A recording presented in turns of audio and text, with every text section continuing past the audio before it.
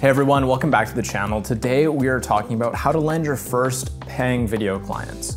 I started my business about 3-4 years ago, and I started it from scratch. I didn't have a single client, and eventually I built it to the point where, we serve probably upwards of 70 different clients. And so I want to walk you through kind of that process of how how I was able to build that from 0 to 70 plus. And hopefully that can kind of give you a couple ideas of how you can do this yourself, how you can be able to leverage projects that you have, leverage past clients to grow and build your freelance videography business. I just want to start off with a little precursor saying that this takes work, this takes time. It took me years to grow my client list to a point where it was substantial and to a point where I had consistent work with it. It does not happen overnight. And so just bear that in mind as we talk about this. Don't be discouraged if you're not there yet and you're only 6 months in your business or a year into your business. These things take time.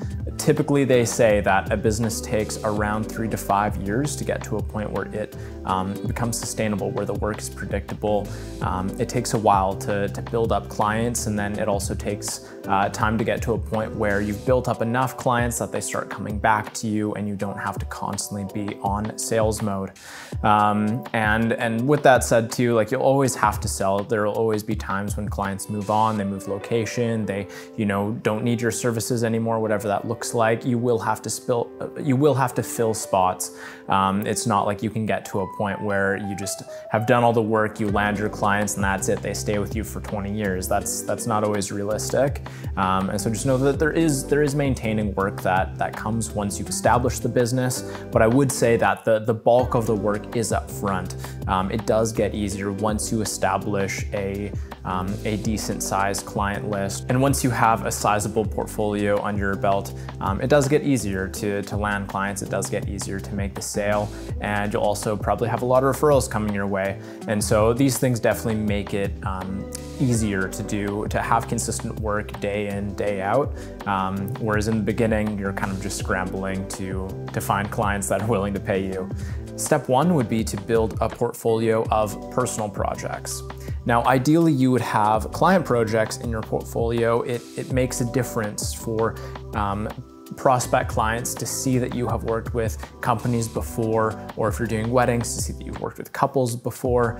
They just want to know that you're experienced. They don't just want to see that you're good at making stuff, you're good at honing your craft, but they also want to see that you're going to be good to work with, that you've worked with other people, that you have the experience, not just completing work, but also in your industry.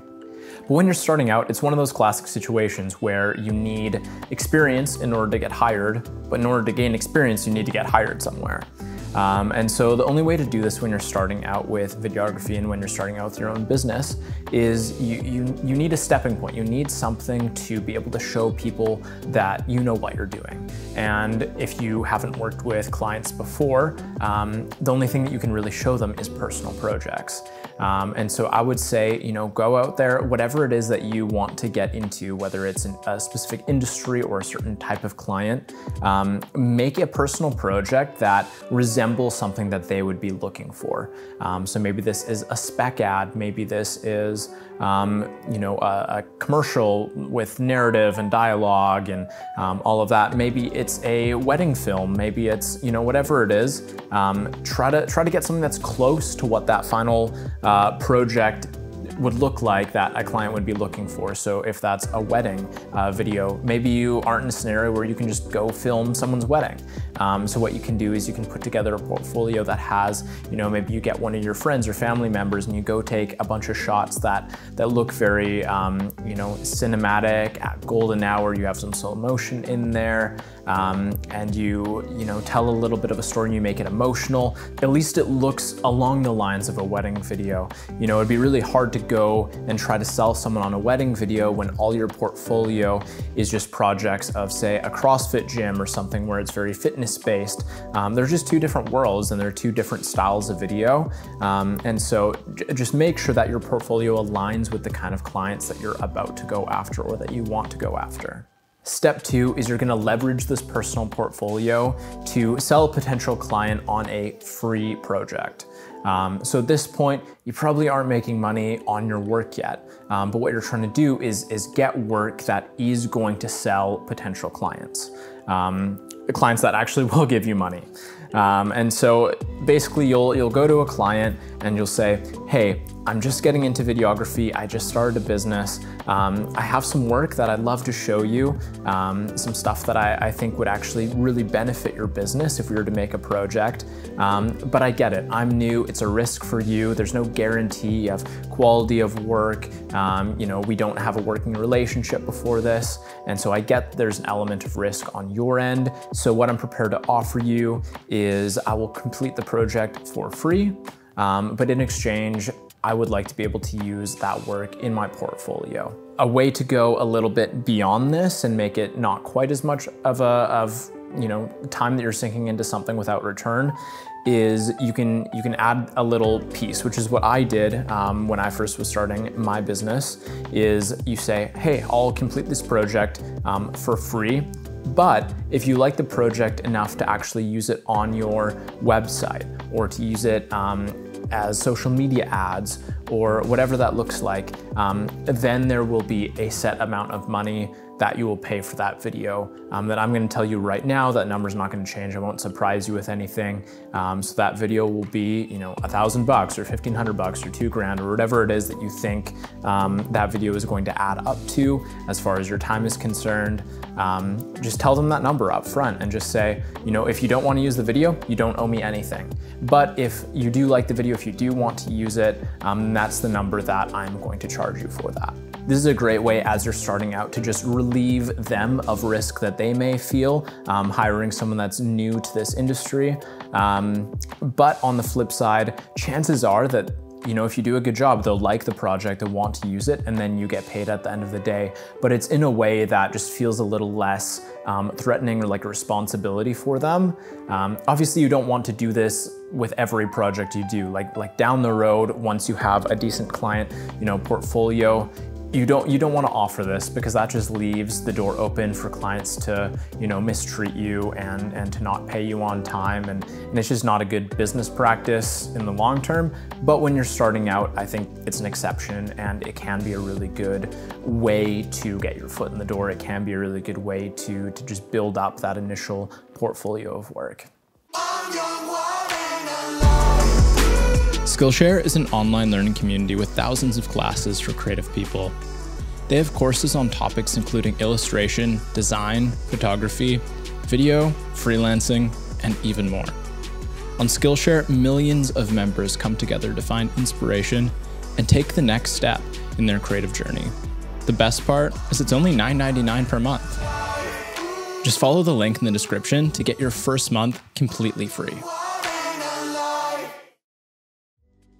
Step 3 is now leveraging that portfolio of client projects that you've put together by doing free projects for these clients, these companies, these couples, whatever it is.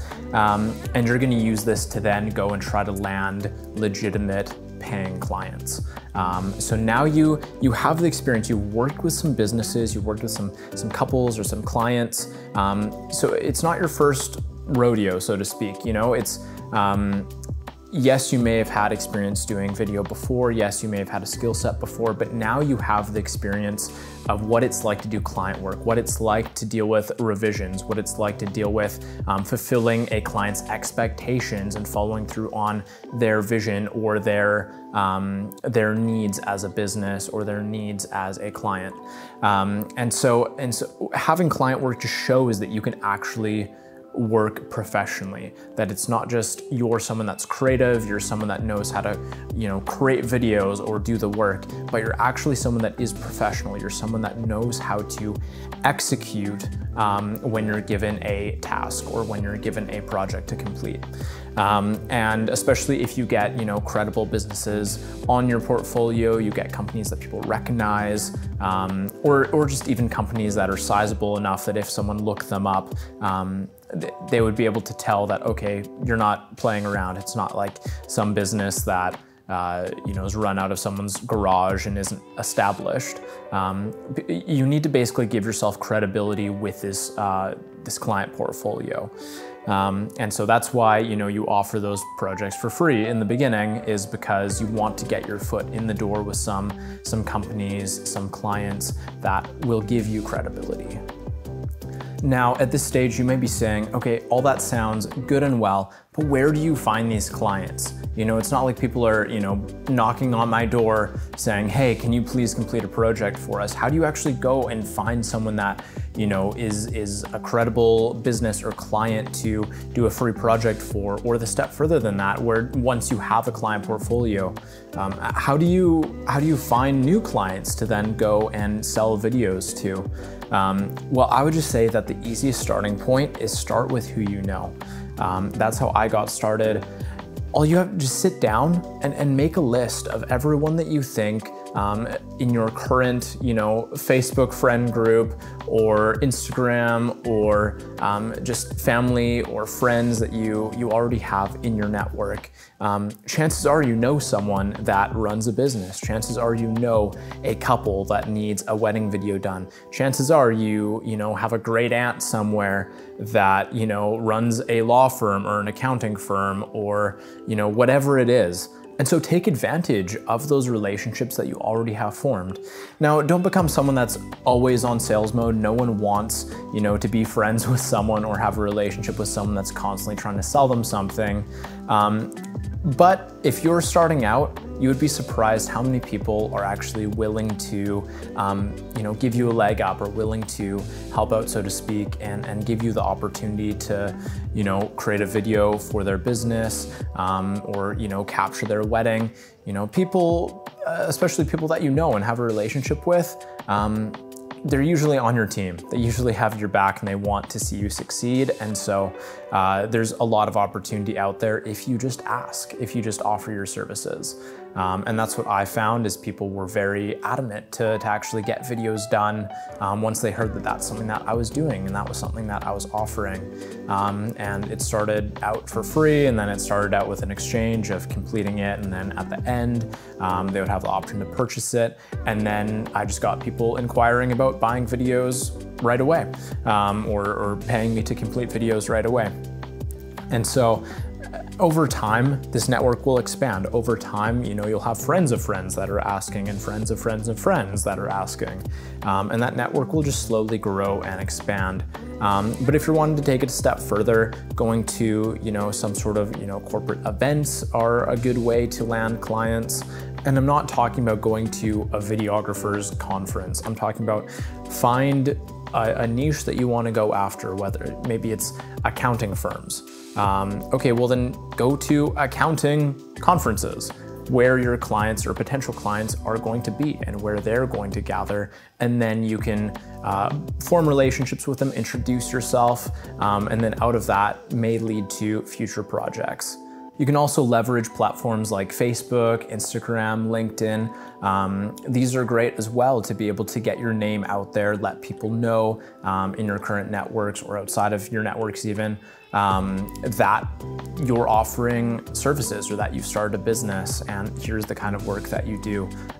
You're just trying to get your name out there. You're just trying to allow people to know that this is something that you do, that if they have a need for a video project, that you're someone they can contact for that. If they don't know, then there's zero chance that they're gonna use you for a project. However, I have found that social media isn't always the best place to land new clients if you're reaching out via Instagram DMs, or you're cold emailing or cold calling someone or running a Facebook ad.